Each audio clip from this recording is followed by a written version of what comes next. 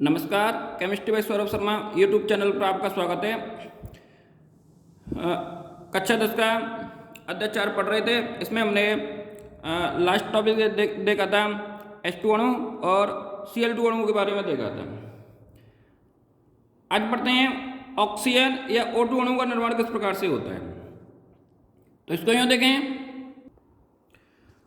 Oxygen की परमाणु संख्या 8 होती है। इलेक्ट्रॉन विन्यास 2 और 6 होता है। के कोष में 2 इलेक्ट्रॉन और एल कोष में 6 इलेक्ट्रॉन भरे जाते हैं।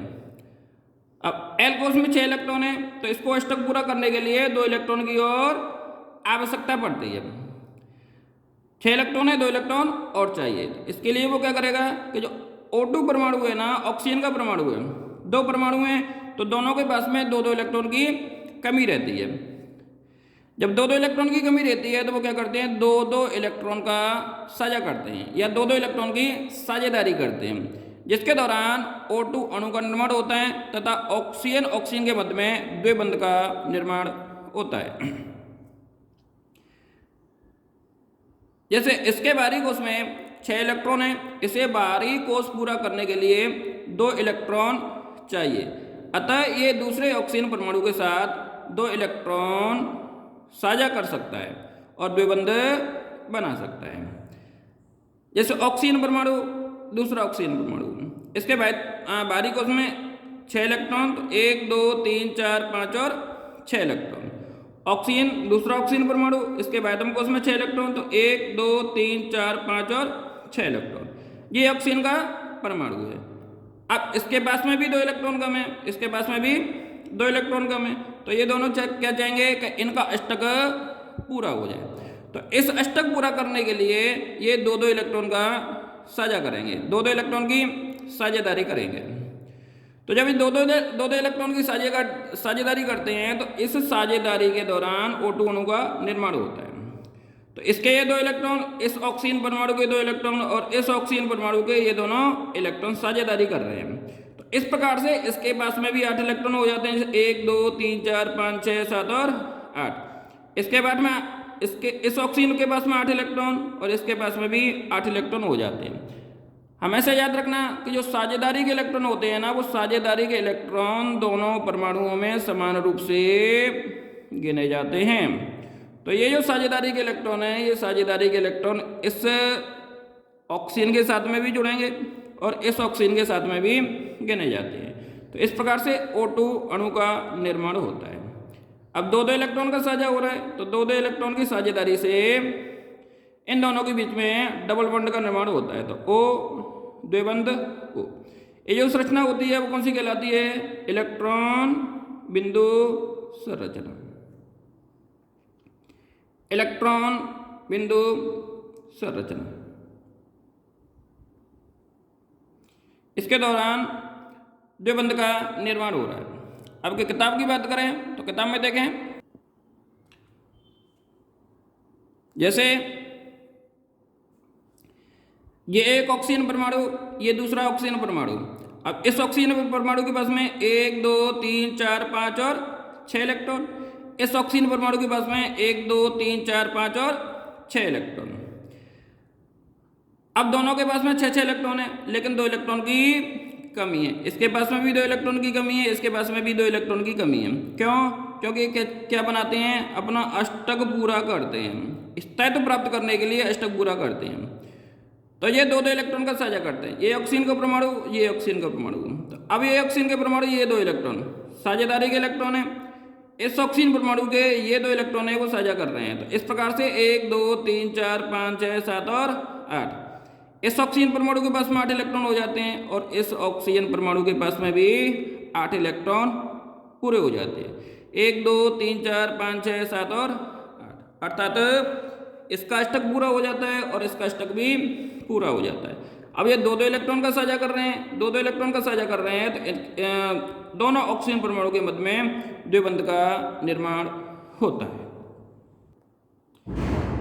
अगला अणु है आपका ऑक्सीजन या O2 अणु का निर्माण।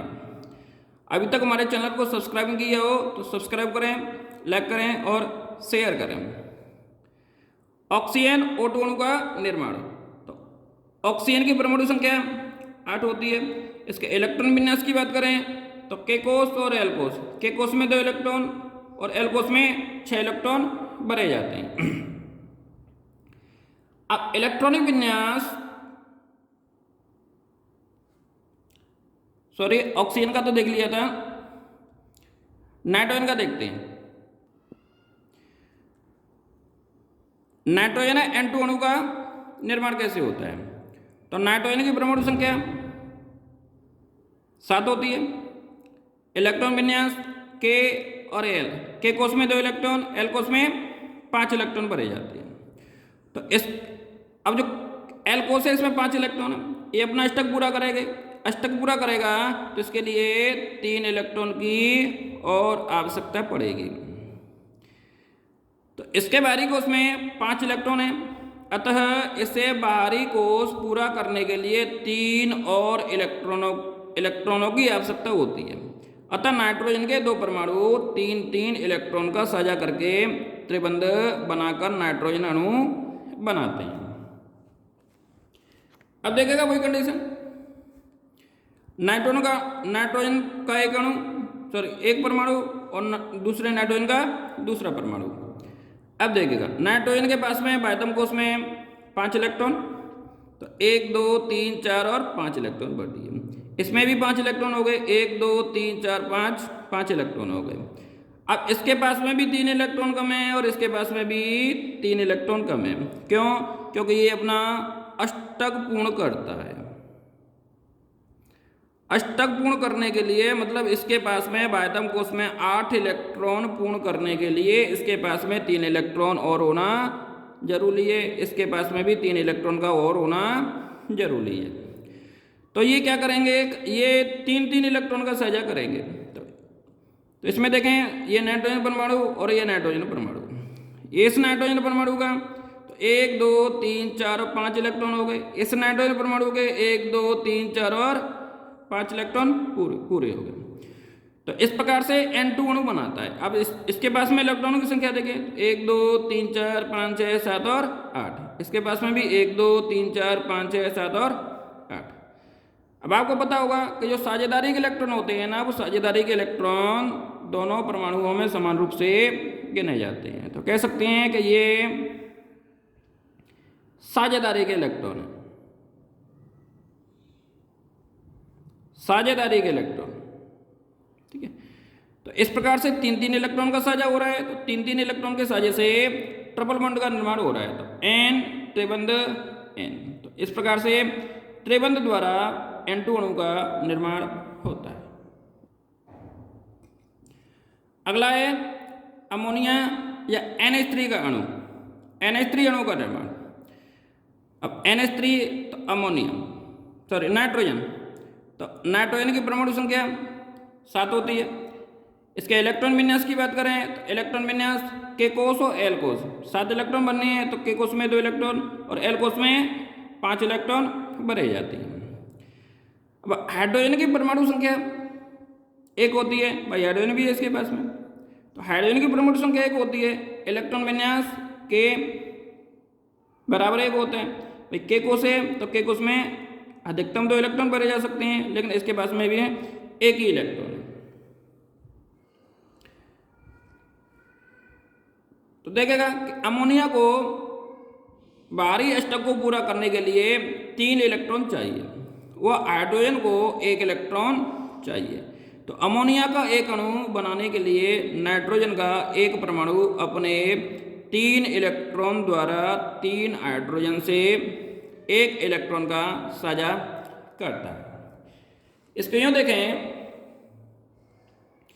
कि जैसे ये नाइट्रोजन परमाणु है, इस नाइट्रोजन परमाणु के पास में 5 इलेक्ट्रॉन है, 1 2 3 4 और 5, ये 5 इलेक्ट्रॉन है।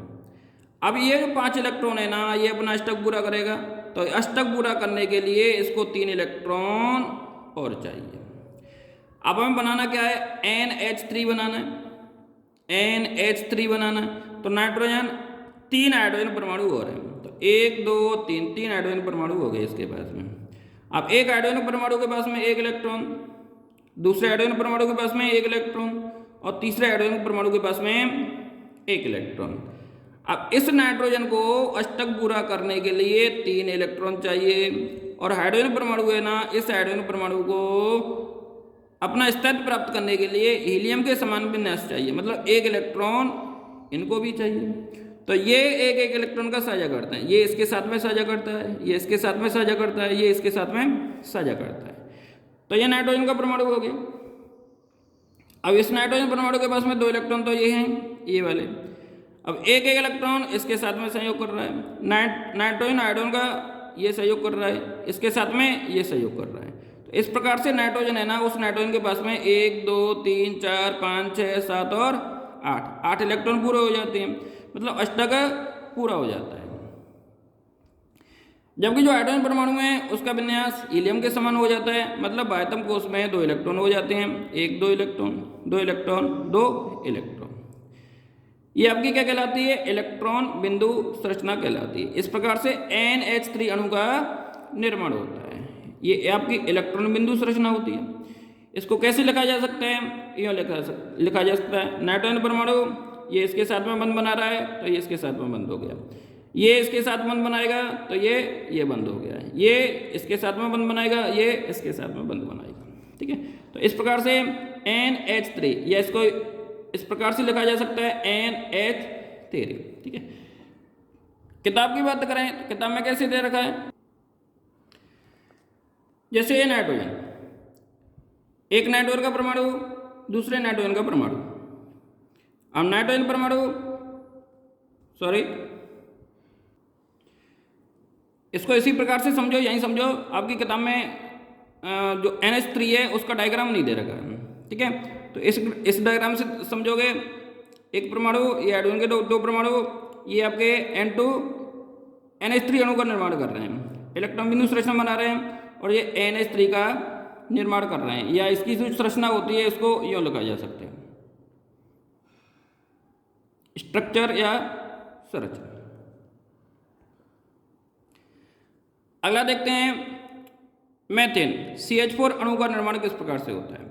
तो कार्बन और हाइड्रोजन के परमाणु हैं, तो कार्बन की परमाणु संख्या 6, इलेक्ट्रॉन विन्यास K कोश और L कोश, K कोश में 2 इलेक्ट्रॉन, L कोश में 4 इलेक्ट्रॉन। अब इसी प्रकार से हाइड्रोजन परमाणु की संख्या 1 होती है, तो इलेक्ट्रॉन विन्यास 1 ही है, तो इलेक्ट्रॉन K कोश में भरा जाएगा। अभी तक चैनल को सब्सक्राइब नहीं किया हो तो सब्सक्राइब करें, लाइक करें और शेयर करें। कार्बन को बाहरी कोश पूरा करने के लिए 4 इलेक्ट्रॉन की जरूरत है, वो हाइड्रोजन को 1 इलेक्ट्रॉन चाहिए। अतः बाहरी कोश को पूरा करने के लिए कार्बन हाइड्रोजन के 4 परमाणुओं के साथ साझा करके मीथेन का अणु बनाता है। जैसे ये कार्बन परमाणु हो गया, ये हाइड्रोजन का 1 परमाणु हो गया, तो इसी प्रकार से हाइड्रोजन के कितने परमाणु होंगे? 4 परमाणु होंगे। अब कार्बन के बाह्यतम कोश में 1 2 3 और 4 इलेक्ट्रॉन होते हैं, और हाइड्रोजन के पास में 1 1 इलेक्ट्रॉन होता है, तो 4 परमाणुओं के साथ में 4 इलेक्ट्रॉन। तो ये हाइड्रोजन का परमाणु 1 1 इलेक्ट्रॉन के साथ में साझा करेगा, सहयोग करेगा। जैसे ये कार्बन का परमाणु हो गया, तो कार्बन के 1 2 3 और 4 इलेक्ट्रॉन हो गए। हाइड्रोजन के 1 1 इलेक्ट्रॉन के साथ में साझा करेगा, ये इसके साथ में करेगा, ये इसके साथ में, ये इसके साथ में, ये इसके साथ में। तो इस प्रकार से ये CH4 का निर्माण करता है, या ये इसकी मीथेन के इलेक्ट्रॉन बिंदु संरचना होती है। इसको यूँ भी दिखा सकते हैं कि जैसे कार्बन परमाणु, ये कार्बन हाइड्रोजन के साथ में संयोग कर रहा है, तो ये एकल बंध का निर्माण कर रहा है, ये इसके साथ कर रहा है, तो ये एकल बंध का निर्माण कर रहा है। ये हाइड्रोजन ये कार्बन इस हाइड्रोजन के साथ में कर रहा है, तो ये इसके साथ एकल बंध बना रहा है। ये कार्बन इस हाइड्रोजन के साथ में, तो ये इसके साथ में एकल बंध बना रहा है। तो इस प्रकार से ये इसकी संरचना होती है मीथेन की।